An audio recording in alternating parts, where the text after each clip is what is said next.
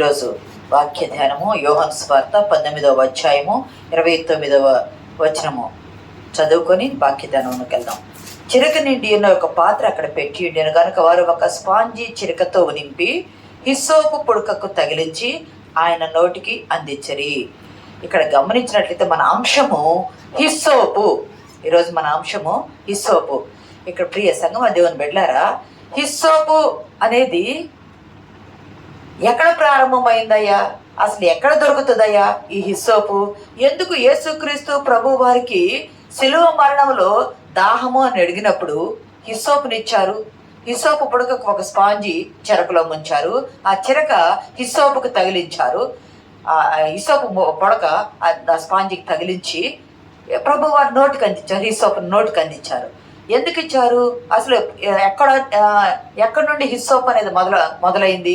ఎందుకు హిస్సోపును వాడతారయ్య అంటే, హిస్సోపు అనేది ఎక్కడ పెరిగిద్దాయి అంటే ఇజ్రాయేలు దేశములోను ఐగుప్తు దేశంలో ఎక్కువగా పెరిగింది. హిస్సోపు ఇజ్రాయేలు దేశములోను ఐగుప్తు దేశంలోను ఎక్కువగా పెరిగింది. ఇది రాతి నేల ఉండే ప్రాంతాలలో పెరిగింది. రాతి నేల ఉండే ప్రాంతాల్లో పెరిగింది. రాతి ప్రాంతాలు దీనికి అనుకూలం కాబట్టి అది గోడల్లో మొలిచింది. రాతి ప్రాంతాల్లో ఇది పొట్టిదిగా చిన్నదిగా కేవలం 2 అడుగులు మాత్రమే ఇది ఎదిగింది. 3, ఇది ఇశ్రాయేలు ఐగుప్తు దేశానికి చెందిన మొక్క. గుత్తులు గుత్తులుగా పువ్వులు మరియు ఆకులతో కూడి తీగగా కలిగింది. ఇది నీలి రంగు పువ్వులు ఇస్తుంది. మంచి సువాసన కలిగింది. అంత మాత్రమే కాదు, పుదీనా జాతికి చెందినటువంటి చేదైన మొక్క, మంచి ఔషధ గుణాలు కలిగింది. ఐగుప్తులో ఉన్న ప్రతి ఇశ్రాయేలు కుటుంబానికి అందుబాటులో కాళ్ళకి దగ్గరగా మొలిచిన మొక్క ఇది. కనుకనే వారు ఆ రోజు గొర్రెపిల్ల రక్తంలో అది ముంచి వాడటానికి ఉపయోగించారు. దీని గురించి మొదటి రాజుల గ్రంథం 4:33లో సొలొమోను మహారాజు రాస్తూ, లెబనోన్లో ఉండు దేవదార వృక్షమునే గాని గోడలో నుండి మొలుచు హిస్సోపు మొక్కనే గాని చదవనమాట. మరియు లెబనోనులో ఉండు దేవదారు వృక్షమునే గాని గోడలో నుండి మొలుచు హిస్సోపు మొక్కనే గాని చెట్లనన్నిటిని గూర్చి అతడు రాశాను. సొలొమోను చెట్లనన్నిటిని గురించి రాశారు. దేవదార వృక్షం అంటే భూమి మీద నుండి చాలా పెద్దగా పొడవుగా నిటారుగా ఆకాశాన్ని అంటుతుందా, మేఘాలు దాని మీదకి వెళ్తాయా అన్నంతగా వస్తాయి. లెబనోనులో దేవదారు ఫేమస్. ఇప్పుడు ఈ మధ్యకాలం ఇజ్రాయెల్ యుద్ధం జరుగుతుంది కదా, యుద్ధం జరిగే మూమెంట్లో మనం లెబనోన్ గురించి వీడి గురించి బాగా విన్నాము. అక్కడ నుండి హెర్మోను పర్వతం ఉండేది. అటువైపు నుండి హెర్మోను పర్వతం, అదే రీతిగా కర్మేలు పర్వతం, అవన్నీ హెర్మోను పర్వతం మంచుతో కూడింది. అక్కడ మంచుతో కూడిన ఆ కొండల ప్రాంతాల్లో లెబనోను మీద అక్కడ దేవదార వృక్షాలు మొలుస్తాయి. అంత దేవదార వృక్షాల గురించి రాశాడు. దానిని దేవుని వృక్షము అని కూడా అంటారు. దేవదార వృక్షం గురించి రాశారు. చిన్న మొక్క హిస్సోప్ అనేది చిన్న మొక్క. ఆ చిన్న మొక్క అనే హిస్సోప్ గురించి కూడా సొలొమోను రాశాడు. ఇక్కడ సందర్భం గమనిస్తే దేవదారేమో శక్తికి, గంభీరతకు, ఘనతకు భూరాజులు, గనులు దేవదార వృక్షంతో పోల్చబడతారు. దేవుని వృక్షం అంటారు. అది దేవునితో కూడా సమానమైన దేవుని వృక్షం అని అంటారు అనుకున్నాం కదా. సొలొమోను దీని గురించి రాశాడు. సొలొమోను కట్టిన దేవాలయంలో ఈ దేవదార మ్రాణులతోనే దేవాలయం నిర్మించబడింది. దేవాలయం అది మ్రాణులతో అది నిర్మించారు. మరి హిస్సోపుని ఏం చేశారంటే, హిస్సోపు దీనత్వానికి, తగ్గింపుకు, బలహీనతకు, విరిగినలిగిన హృదయానికి, త్యాగానికి, విధేయతకు చిన్నదిగా ఉండటానికి కనిపిస్తుంది. ఎన్ని ఆధిక్యతలు ఉన్నాయి. దీనత్వాన్ని కనిపిస్తుంది, బలహీనత గలది కనిపిస్తుంది, విరిగి నలిగిన హృదయం కనిపిస్తుంది, త్యాగము కనిపిస్తుంది, తగ్గింపు కనిపిస్తుంది, చిన్నదిగా కనిపిస్తుంది. నేను దేనికి పనికిరాను అని అనుకునే దానిలాగా హిస్సోపు ఉంటుంది.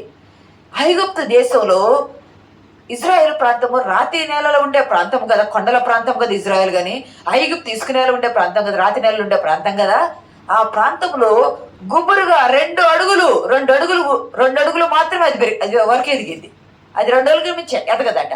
2 అడుగులుగా ఎదిగిద్ది. దాని ఆకులు ఔషధంగా వాడతారు. అది గుత్తులుగా పూలు వస్తాయంట దానికి. ఆ హిస్సోపు గుత్తులు గుత్తులుగా పూలు వస్తాయి. ఇంకా అదేమిటాయి అంటే అది చిన్నది, 2 అడుగుల వరకు అంత ఎత్తున్న 6 అడుగుల మనిషి వంగాలంటే వంగలేడు. కానీ వంగి జాగ్రత్తగా పూలను తాకినా అది కదిలితే పరిమళ సువాసన వచ్చిందంట. హిస్సోప్ ఆ పూలు కదిలితే పరిమళ సువాసన వచ్చిందంట. అంతేకాదు దానికి ఇంకొక మంచి గుణం ఏముందయ్యా అంటే చెమ్మను నీటిని కానీ ఏదైనా పీల్చే గుణం ఉందంట.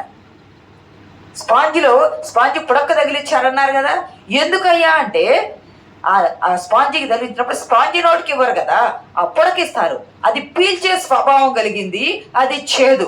కీర్తనలు అంటారు కదా, వారు నాకు చేదును ఆహారంగా పెట్టారు. ప్రవచన నెరవేర్పు జరగటం, చేదు ఆకులు. ఇంకా ఏమిటంటే అది ఔషధానికి ఉపయోగపడిద్దంట.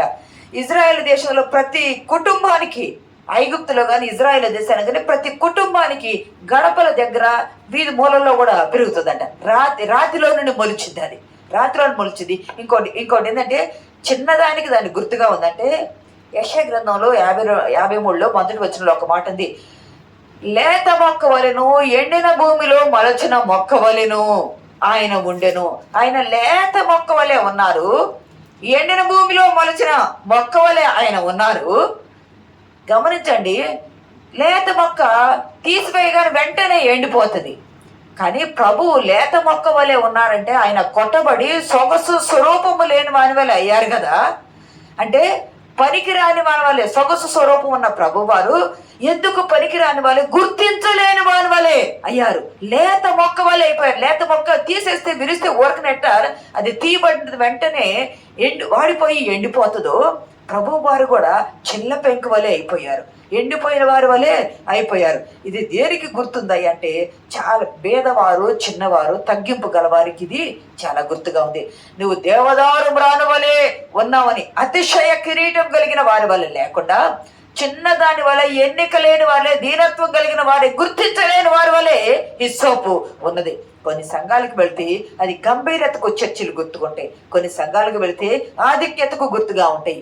కానీ చిన్న సంఘమైన హిస్సోపు వలె తగ్గింపు సంఘమైన ఉపయోగపడే సాధనముగా ఉంది. దేవుని నామానికి మహిమ కలుగును గాక. ఉపయోగపడే సాధనంగా ఉంది. యేసుక్రీస్తు ప్రభు వారు మరి పరలోకం నుండి వచ్చిన దేవుని కుమారుడు కదా. పరలోకం నుండి వచ్చిన ఆ ప్రభు వారు ఒకరోజు ఆ యెరికో నుండి యెరూషలేము వీధిలో యెరికో నుండి వస్తూ ఉంటే మార్గ మధ్యంలో ఒక గుడ్డివాడు ఉంటాడు. గుడ్డివాడు దావీదు కుమారుడా నన్ను కరుణించయ్యా అని కేకలు వేశాడు. నేను పరలోకపు దేవుణ్ణి, పరలోకపు రాజుని, నేను దావీదు కుమారుణ్ణి అని ఆ గుడ్డివాడు పిలిచినప్పుడు యేసుక్రీస్తు ప్రభువారు దాటి వెళ్ళిపోయారా? వెళ్ళిపోలా. ఆయన దేవదారు వృక్షం వలె ఆకాశ పరమాకాశములో పట్టజాలిన దేవుడు భూమి మీదకి దిగి వస్తే, భూమి మీదకి దిగి వచ్చిన ఆ ప్రభువును ఈ గుడ్డివాడి కేక ఆపింది. అంటే హిస్సోపు వలె చిన్నగా ఉన్నవాని కేక ఘనత కలిగిన ప్రభువును కూడా ఆపి, అయ్యా నన్ను జ్ఞాపకం చేసుకుంటే, హిస్సోపును జ్ఞాపకం చేసుకున్న దేవుడు ఈ గుడ్డివాడిని కూడా జ్ఞాపకం చేసుకున్నాడు. నీకేమి కావాలంటే చూపు కావాలన్నప్పుడు చూపును వారికి ప్రసాదించాడు. ప్రియ సంగమ దేవుని బిడ్డలారా, మనం అనుకుంటాము మనకి ఏ అధికారం లేదు కదా, మనకి ఏ ఆధిక్యత లేదు కదా, మనం చేస్తున్న ఉద్యోగం చేసే చోట మనకి విలువ లేదు కదా, మనము పనికిరాని వారం కదా, మనకి ఘనహీనులంగా ఉన్నాం కదా, మనం లేని వారం కదా, మనం బేదలం కదా, మన విదేశులం కదా, మంది ఇక్కడ కాదు కదా, మనం పరదేశులం కదా, రకరకాలుగా మనం ఆలోచన చేస్తూ ఉంటాం. దేవుడు అంటాడు, నువ్వు ఏ స్థితిలో ఉన్నా నీ దీనత్వము నా యొద్దకు చేరింది. నువ్వు ఏ స్థితిలో ఉన్నావు? నీకు ఉద్యోగం దగ్గర నీకు ఘనత లేకుండా ఉందా? ఇంట్లో నీకు ఘనత లేకుండా ఉందా? కుటుంబంలో నీకు ఘనత లేకుండా ఉందా? నీకు చదువు లేదా, ఉద్యోగం లేదా, వివాహం లేదా, నేను ఏమీ చేయలేకపోతున్నాను, ఎందుకు పనికిరాని దాన్ని అని నీలో నీవు కృంగిపోతూ ఉంటే దేవుడు అంటున్నాడు, అంత పెద్ద దేవదారినే కాదు, ఇంత చిన్న హిస్సోపు మొక్కను కూడా నేను చూస్తా. 2 పిచ్చుకలు ఇస్తే 2 కాసులకి పిచ్చుకలు కొంటే 5 పిచుకులు ఇచ్చినప్పుడు ఒక కాసుకి 2 పిచుకులు ఇచ్చినప్పుడు 2 కాసులకి 5 పిచుకులు ఇచ్చారు కదా, 4 ఇవ్వాలి కదా, 1 ఎక్స్ట్రా ఇచ్చారు కదా. అంటే కొసర ఇచ్చింది కూడా నేల రాలదు నా ఆజ్ఞ లేకుండా. కొసర అంటే ఎన్నిక లేని ఉచితంగా ఇవ్వబడిన దానినే నేలకు రాల్చకుండా కాపాడిన నా దేవుడు నిన్నెందుకు విడిచిపెడతాడు? ఆయన సన్నిధానంలో హిస్సోపు వలె మనం విధేయత కలిగయ్యా, ఏదైనా పనికి వచ్చి పాత్రగా ఉంటే నన్ను వాడుకోయ్యా, చిన్న పనైనా పట్ల హిస్సోపు వలె ఉంటానయ్యా అని అడిగితే నిన్ను వాడుకునే దేవుడు కానీ నిన్ను త్రోసివేసే దేవుడు కాదు. ఆయన సన్నిధిలో చిన్న పాత్రగా వాడబడ్డా చాలు. ఇది అధికారానికి కానీ ఆధిక్యతకు కానీ గుర్తుగా లేదు, కానీ తగ్గింపుకి విధేయతకు హిస్సోపు గుర్తుగా ఉంది. ప్రియ సంగమా, చిన్నదే, గుంపులు గుంపులుగా ఉంది, గుత్తులు గుత్తులుగా పూలు వచ్చినాయి, సువాసన పరిమళం వేస్తుంది. నువ్వు ఎక్కడ ఉన్నా, నువ్వు చిన్నవాడివైనా, నువ్వు దాసుడివైనా, నువ్వు బానిసవైనా, నువ్వు ఎక్కడ ఉంటే అక్కడ నీ నుండి క్రీస్తు పరిమళ సువాసన ఇతరులకు, అన్యజనులకు వ్యాపించాలి. అరే వీరు దేవుని బిడ్డని హిస్సోపు సువాసన ఇచ్చిన రీతిగా మనం సువాసన ఇవ్వాలి. ఇది అసలు ఎక్కడ ప్రారంభమైందయ్యా అంటే నిర్గమాకాండము 12వ అధ్యాయము, ఫాస్ట్గా దిగాలి. నిర్గమాకాండము 12వ అధ్యాయము 22వ వచనంలో, మరియు హిస్సోపు కుంచె తీసుకొని పళ్ళెములోనున్న రక్తములో దాన్ని ముంచి ద్వారబంధపు పై కమ్మిని 2 నిలువు కమ్ములను పళ్ళెములోని రక్తమును తాకింపవలెను. ఇక్కడ గమనిస్తే హిస్సోపుకి ఒక గుణం ఉంది, మంచి గుణము అనుకున్నాం. ఆ గుణం ఏమిటయ్యి అంటే పీల్చే గుణము. ఇప్పుడు స్పాంజ్ ఎలాగైతే ఏదైనా వాటర్ని కానీ ఒక ద్రవాన్ని పీలుస్తుందో అలాగే హిస్సోపు కూడా పీల్చే గుణం ఉంది. పీల్చే గుణం ఉన్న ఆ హిస్సోపు నిర్గమాకాండంలో మొట్టమొదట వాడబడింది. నిర్గమాకాండం 12వ అధ్యాయం 22వ వచనంలో యేసుక్రీస్తు ప్రభువు దేవుడు అంటాడు, తండ్రి యెహోవా అంటాడు మోషేతో, మోషే మీరు ఈ రాత్రి కాలం మీరు బయలుదేరి వెళ్ళిపోతారు, మీరేమి చేయాలో తెలుసా?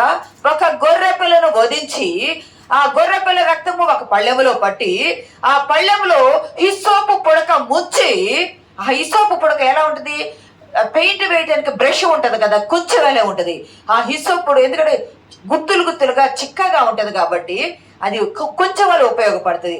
ముంచి మీరు ఏం చేయాలంటే కొంచెంలాగా చేసి దాన్ని ఏం చేయాలి అంటే ఆ రక్తాన్ని, గొర్రె పిల్ల రక్తాన్ని మీరు ఏ ఇంటిలో పస్కా విందు చేస్తారో, ఏ ఇంటికి పడితే ఆ ఇంటికి రాయడానికి లేదు, పస్కా విందు చేసే ఇంటికి మాత్రమే ఆ ద్వారబంధాలకు పై కమ్మి 2 నిలువు కమ్మిలకు ఈ హిస్సోపు ముంచి హిస్సోపుతో రాయాల. అది ఆజ్ఞ. నువ్వు చేత్తో రాయడానికి వీల్లేదు, లేదా జనపనారతో కట్టి రాయడానికి వీల్లేదు, లేదా వస్త్రము కర్రకు కట్టి రాయడానికి వీల్లేదు. నువ్వు హిస్సోపుతో మాత్రమే రాయాలి అనేది ఒక ఆజ్ఞ. ఇజ్రాయేలీలు ఆజ్ఞ. నువ్వు గొర్రెపిల్ల రక్తము చిందించినా నీవు ఆ రాత్రి కాపాడబడాలంటే హిస్సోపుతో రాసిన రక్తమును చూసి సంహారకుడు దాటిపోతాడు. నీవు ఎక్కడైతే పస్కా విందు చేస్తావో ఆ ఇంటి లోపలే ఉండాలి, ఆ ఇంటి లోపలే ఉండాలి. సంహార దూత దాటిపోయే వరకు తెల్లవారి వరకు రాకూడదు. ప్రియ సంగమా దేవుని బిడ్డలారా, ఇక్కడ కానీ గమనించినట్లయితే ఆ హిస్సోపు దేనికి గుర్తుగా ఉంది అంటే విడుదలకు గుర్తుగా ఉంది. విడుదల ఇచ్చే రక్తానికి, ఆ ప్రభు రక్తానికి గుర్తుగా మాదిరిగా ఉంది ఆ హిస్సోపు. అక్కడ వాడారు. హిస్సోపు వాడకుండా రక్తము రాయకూడదు. రక్తము ఆ రాత్రి ఆ గది నుండి నువ్వు బయటికి రాకూడదు. అంటే హిస్సోపు లేకుండా ఏ కార్యము జరగలేదు ఆ కాలంలో. రెండవది ఎక్కడ వాడారయ్య అంటే లేవియాకాండము 14వ అధ్యాయము 4వ వచనంలో 48వ వచనంలో కూడా వాడారు. అంటే కుష్ఠరోగి, ఇక్కడ సందర్భంలో కుష్ఠరోగం వచ్చింది. వాళ్ళు ఇళ్ళలో ఉండరు కదా, ఊరికి దూరంగా ఉంటారు కదా, ఊరికి దూరంగా గుడారాలు వేసుకుని వాళ్ళు ఉంటారు. వాళ్ళ దగ్గరికి ఎవరు వెళ్ళరు, ఎవరిని రానివ్వరు. అటువంటి సందర్భంలో వారికి కుష్ఠరోగం కొంతకాలం తర్వాత తగ్గిందని నీకు ఎలా తెలిసింది? తగ్గింది అనిపించినప్పుడు నువ్వు ఎక్కడికి వెళ్ళాలి అంటే దేవాలయానికి వెళ్ళి యాజకుని యొద్ద నువ్వు చూపించుకోవాలా. ప్రత్యక్ష గుడారానికో లేదా సొలొమోను కట్టిన దేవాలయానికి వెళ్ళి చూపించుకోవాలా. అక్కడికి వెళ్ళి యాజకుడు ఏం చేస్తాడంటే తగ్గిందా లేదు చూసి, తగ్గిన తర్వాత 2 పక్షులు తీసుకువెళ్ళాలా, ఎర్రని నూలు తీసుకువెళ్ళాలి. ఇంకోసారి ఈ అంశం చెప్పుకోవచ్చు. దేవదార కర్ర తీసుకెళ్ళాలా, హిస్సోపు తీసుకెళ్ళాలి, కంపల్సరీ తీసుకెళ్ళాలి. ఒక మట్టి పాత్ర తీసుకువెళ్ళాలా. వాటిలో ఆయన ఆ పక్షి రక్తాన్ని ముంచి, ఈ అంశం తర్వాత చెప్పుకుందాం, హిస్సోపును వాడతారు. ఎందుకంటే ఆ రక్తంలో పక్షిని ముంచి దాన్ని ఎగరవేసి ఆ నీళ్లు 7 సార్లు చల్లుతారు, ఆ రక్తం 7 మార్లు చల్లుతారు. అంటే హిస్సోపు లేకుండా నీవు శుద్ధీకరించబట్లా. హిస్సోపు లేకుండా నీకు స్వస్థత వచ్చిందని ప్రజలకు తెలియటల్లా. అంటే హిస్సోపు విడుదల చేయడానికి వాడబడింది, హిస్సోపు శుద్ధీకరించడానికి వాడబడింది. నీవు రోగివి, నీ రోగం తగ్గింది అని శుద్ధీకరణ చేయడానికి వాడబడింది. ఇంకా హిస్సోపు కీర్తన 51:7 దావీదు అంటాడు, చదువుతారా? నేను పవిత్రుడవునట్లు హిస్సోపుతో నా పాపం పరిహరింపుము. చాలు. దేవతండ్రి, నేను పవిత్రుడు ఉన్నట్లు హిస్సోపుతో నా పాపము పరిహరింపుము, నన్ను కడుగుము, నా పాపం పోవునట్లు నన్ను కడుగుమయ్యా. దావీదు అంటున్నాడు. హిస్సోపు దేనికి వాడారయ్యా అంటే, నీవు 430 సంవత్సరాల బానిసత్వములో నుండి నీవు బయటికి విడుదల రావడానికి హిస్సోపు వాడబడింది. నీవు రోగివి, నువ్వు శుద్ధీకరించబడ్డావు అని చెప్పడానికి హిస్సోపును వాడతారు. పాపము పోవటానికి దావీదు అన్నట్టు, అయ్యా నేను దేనితో కడిగితే శుద్ధీకరించబడతాను? హిస్సోపుతో నన్ను కడుగయ్యా. హిస్సోపుతో ఎట్ట కడుగుతారా ఏంటి? హిస్సోపుకు ముంచితే పీల్చే గుణం ఉంది కదా, చల్లితే ఆ జలము పడిద్ది. పాప పరిహార జలము, పాప పరిహారార్థము ఒకసారి చెప్పారు కదా, రెడ్ హైపర్ ఎర్రపయ్య బాష్పం తీసుకొని పారు నీటిలో దానిని కలిపి పెట్టి, ఆ కలిపి పెట్టిన బూడిద కలిపినట్టు ఆ బాష్పం కలిపినటువంటి ఆ నీటిలో ముంచి హిస్సోపుతో కడుగుతారు, హిస్సోపుతో చల్లి కడుగుతారు. అలా చేస్తేనే పాపము పరిహారమైనట్టు లెక్క. అలా చేయకపోతే పాపం పరిహారమైనట్టు లెక్కించేవారు కాదు పాత నిబంధనలు. మరి పాత నిబంధనలు ఇలాగ చేసుకుంటూ వచ్చారు కదా.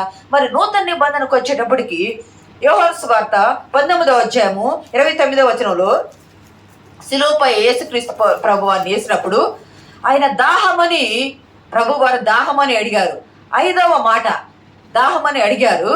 ఐదవ మాట దాహం అన్నప్పుడు అక్కడున్న సైనికులు ఏం చేశారంటే, ఒక చిరకలో స్పాంజి, చిరక అంటే అది పుల్లని పులిసిన ద్రాక్ష రసము, లేదా నొప్పి తెలియకుండా ఉండటానికి అక్కడ కొందరు స్త్రీలు కాచేటువంటి, ఆ సైనికుల భార్యలు గారు కొందరు స్త్రీలు కాచేటువంటి సాంప్రదాయం, సారా లాంటిది కాచేటువంటి సాంప్రదాయం, దానిని మొత్తు తెలియకుండా ఉండటానికి ఇస్తారు.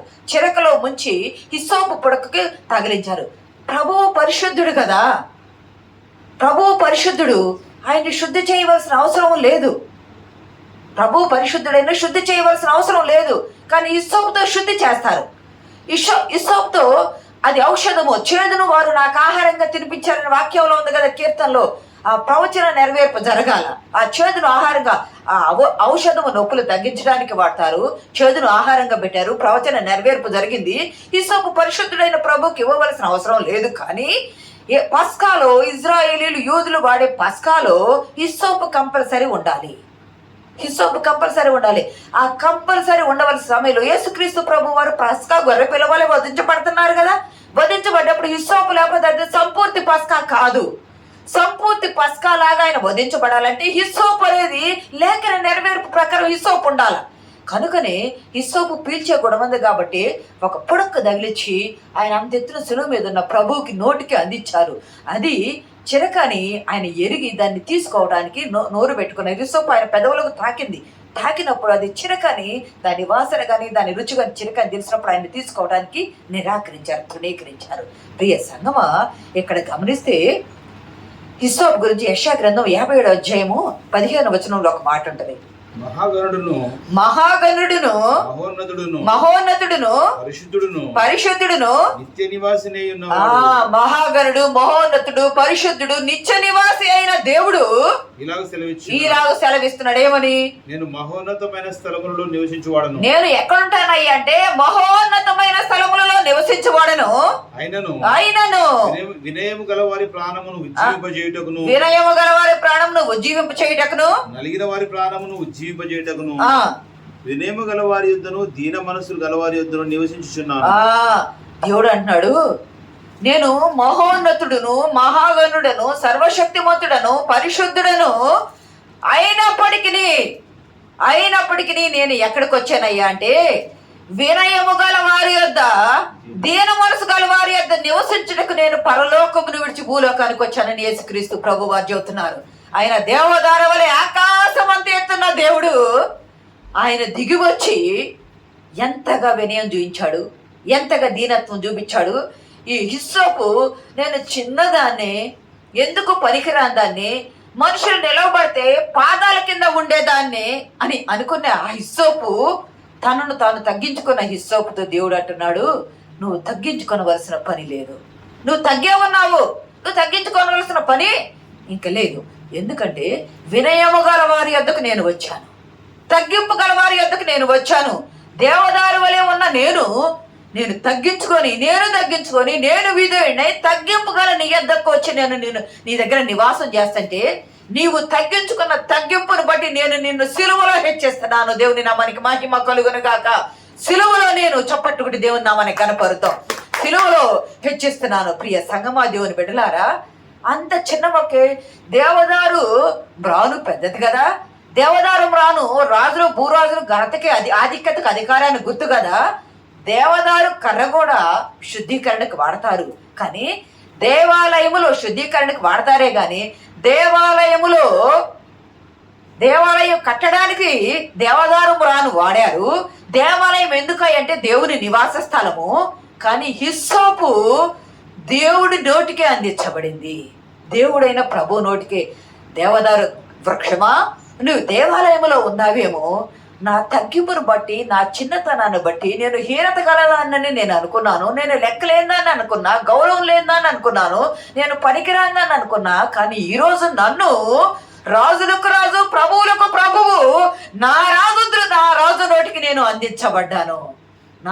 నా రాజు నోటికి నేను అందించబడ్డా. ఆయన నోటికి నేను అందించబడ్డప్పుడు అంతకంటే ధన్యత నా జీవితానికి ఏమిటి? ఆయన హిస్సోపు ఎంతగా దీనత్వంగా అదే అంటాడు కదా, విరిగి నలిగిన హృదయం గల వారికి, దీన మనసు గల వారికి, వినయము గల వారి యొద్దకు, తగ్గించుకున్న వారికి యొద్దకు నేను వచ్చి నివాసము చేస్తూ ఉన్నా. పరలోకపు దేవుడు భూమి మీదకి రావాల్సిన అవసరం లేదు. ప్రియ సంగమ దేవుని బిడ్డలారా, ఇది ఎండిన నేలలో ఉన్న మొక్క, రాతి నేలలో మొలిచిద్ది అనుకున్నాం. చిన్న మొక్క, 2 అడుగులుండే ఆ మొక్క, కానీ ఇదంతా యేసుక్రీస్తు ప్రభు వారికి సాదృశ్యంగా ఉంది. ఈ మొక్క యేసుక్రీస్తు ప్రభు వారికి సాదృశ్యంగా ఉంది. ఎలాగయ్యా? ఇజ్రాయేలు విడుదలకు దేవుడే కదా విడిపించింది. కుష్ఠరోగుల్ని బాగు చేసింది యేసుక్రీస్తు ప్రభు వారే కదా. అయ్యా దావీదు కుమారుడా, నాకు కుష్ఠరోగం ఉంది, నీకు ఇష్టమైతే నన్ను శుద్ధుడిని చెయ్యయ్యా అన్నప్పుడు, నాకు ఇష్టమైన నువ్వు శుద్ధుడు గమని వారిని తాకినప్పుడు వారు శుద్ధయ్యారు కదా. ఏ హిస్సోపు అక్కడ వాడారు? వాడలేదు కదా. విడుదలకు దేవుడే విడుదల చేశాడు. హిస్సోపు తానే అయ్యి ఆ కుష్ఠరోగుల్ని శుద్ధి చేశారు. పాప పరిహారానికి నీ పాపములు క్షమించబడి అని ఎంతమందితో చెప్పారు నూతన నిబంధనలో?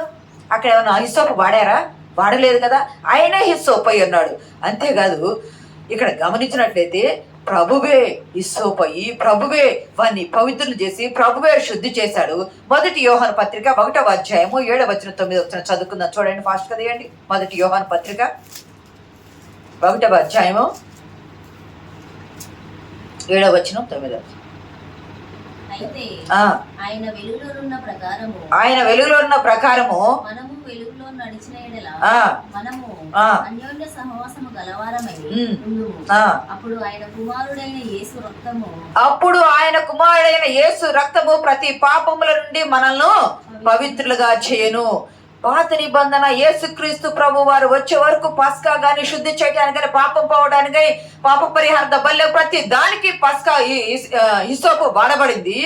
యేసుక్రీస్తు ప్రభు వారు తానే హిస్సోపు అయ్యి, తానే రోగులను శుద్ధి చేసి స్వస్థతనిచ్చారు, తానే పాపాన్ని పోగొట్టారు, తానే తన రక్తం ద్వారా ప్రతి పాపాన్ని యేసు రక్తం ద్వారా పవిత్రం చేశాడు. ఇంకా కింద ఒక మాట 9వ వచనం, మనం మన పాపములను ఒప్పుకునే ఆయన నమ్మదగిన వాడు, నీతిమంతుడు. ఆయన సమస్త పాపముల నుండి, సమస్త దుర్నీతి నుండి మనల్ని, చదవండి అమ్మని గట్టిగా, మన పాపములను మనం ఒప్పుకునే ఆయన నమ్మదగిన వాడు, నీతిమంతుడు గనుక ఆయన మన పాపములను క్షమించి సమస్త దుర్నీతి నుండి మనల్ని పవిత్రులుగా ఆయన అయ్యినే ప్రభువారే హిస్సోపు అయ్యారు, ప్రభువారే రక్షకుడయ్యారు, ప్రభువారే ఈరోజు మనకున్న పాప రోగాన్ని, శారీరక రోగాన్ని, ఆత్మీయ రోగాన్ని పోగొట్టడానికి ఆయనే హిస్సోపు అయి వచ్చాడు. మన పాపాలను సిలువ రక్తంలో కడిగాడు, మన పవిత్రులుగా చేశాడు, సమస్త దుర్నీతి నుండి మనల్ని విడుదల కలుగజేశాడు. ఎంతగా తగ్గించుకొని వచ్చాడు అంటే హిస్సోపు వలె తగ్గించుకొని దీనుడై, మనం చూడవలసిన లేదు, ఫిలిప్పీలు అంటాడు కదా, ఆయన దేవుని కుమారుడు అయ్యుండి మనుష్య కుమారునిగా పుట్టి పరలోకమును విడిచిపెట్టకూడని భాగ్యమని ఎంచుకోలేదు, కానీ మనుషుల పోలికగా పుట్టి దాసుని స్వరూపం ధరించుకొని తనను తాను రిక్తునిగా చేసుకొని శిలువ మరణం పొందువనంతగా విధేయత చూపినవాడే తనను తాను తగ్గించుకున్నాడు కదా. ఈరోజు హిస్సోపు తగ్గించుకుంది, ప్రభువారు తగ్గించుకొని వచ్చారు. ప్రియ సంగమా దేవుని బిడ్డలారా, మన జీవితాల్లో, మన సంఘాల్లో, మన కుటుంబాలు, ఇందాక చెప్పాను కదా, మనం ఉన్న చోట, మనం పనిచేసే చోట, మనం జీవిస్తున్న ప్రాంతంలో ఎక్కడైనా మనం గణహీనులవి అని కృంగిపోతూ ఉంటే కృంగిపోనవసరం. హిస్సోపు ద్వారా దేవుడు మనతో మాట్లాడుతున్నాడు. హిస్సోపును హెచ్చించి హిస్సోపు వలె ఉన్న నేను మిమ్మల్ని పవిత్రులుగా చేస్తాను, నేను మీకు తోడుగా ఉంటాను, నేను మిమ్మల్ని హెచ్చిస్తాను. ఎంతగా హెచ్చిస్తాను అంటే పరలోకములో చెప్పబడేంతగా హెచ్చిస్తాను.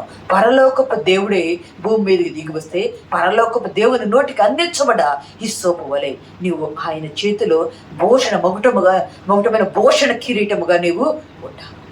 నువ్వు తగ్గించుకున్నావా, నీ హృదయంలో తగ్గించుకున్నావా, వినయము కలిగి ఉన్నావా, నీ యొద్ద ఆయన నివసించడానికి వస్తున్నాడు. హిస్సోపు వలె నిన్ను హెచ్చించడానికి వస్తున్నాడు. ఈరోజు